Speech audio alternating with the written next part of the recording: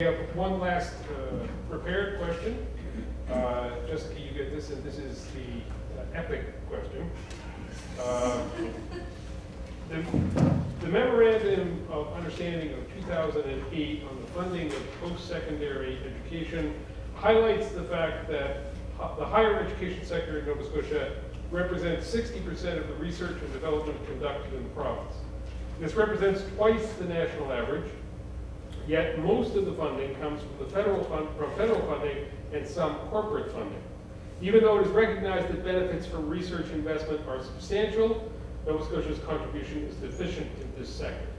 Here we come to the question. What does your party propose to do with regard to research funding, operational and infrastructure, research orientation, targeted research, and coordination of programs with other provincial or federal jurisdictions?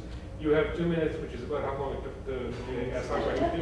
That's okay. It won't take me that long to answer this question, because when it comes to education, I'm a mother of 4, and my education issues sort of lean towards the elementary, secondary level, but I have looked at my party's platform on this, and that's probably about the best I can do for you. The infrastructure program, of course, is in place with the economic stimulus package, $256 million towards university infrastructure. I think that's fabulous amount, and I think it's probably well-deserved and well-needed. And as for ongoing, the Nova Scotia Research and Innovation Trust, that was established by the province in 2001 and was given $15 million into the fund, is going to continue to be funded, and our party is committed to that. Thank you. Oh.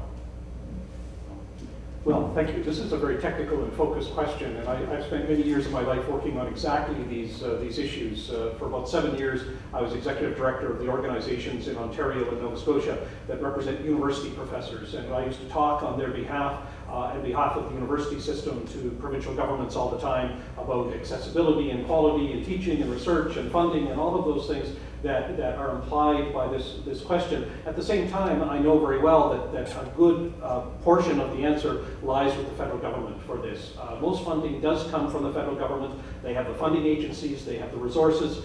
They're the ones who have implemented programs of targeted funding that have promoted research in areas that they think are going to be commercial, and of course that's impossible to predict. No one knows what's going to be able to be made commercial in terms of research.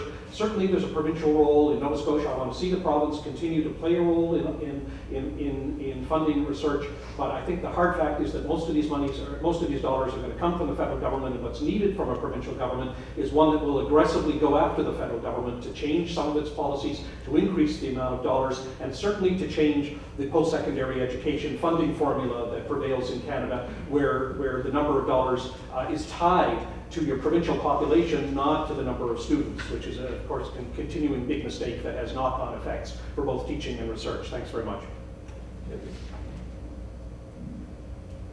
The Liberal Party has a specific plank in its platform which advocates developing research parks.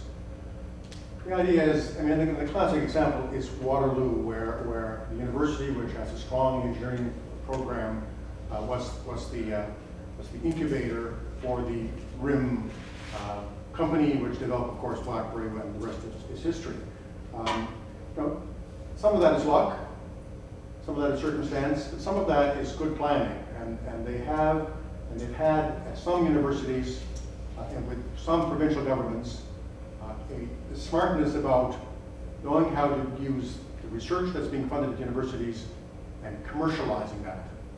I know some university professors get nervous when you mention that, and it's not a question of commercializing all the research, and that the only point of it is to be commercial. But it is important that people who are doing research in universities have an avenue, a smart avenue, where people who can work with them to commercialize their work and to turn it into good products. And again, RIM, BlackBerry is the magic example that you want to use, what to look for. And you can't expect that, but there are all kinds of examples. There are universities throughout the world that have done this well. And the provincial government, and again, a good government, working smart, not just sitting back and saying it's not our business, a government that rolls up its sleeves and recognizes the important role it has to play in our society, recognizes that's one of the things it can do. Nova Scotia is endowed with strong universities. We have a large group of them, have rich histories, they've got a lot of experience in research. That research is ending with the work in the lab, and we've got to do more to get that work out on the street, in fact. Okay, thank you. And Jessica, you have 30 seconds to respond. That's great. I'm so glad you brought up the research parks, and I'm so glad you brought up RIM. As a good government that did roll up its sleeves, attracted research in motion to build a facility right here in Bedford. And there is a large research park going in around it with the partnership from HRM. I'm on the Planning Advisory Council, so I'm pretty familiar with the application for development.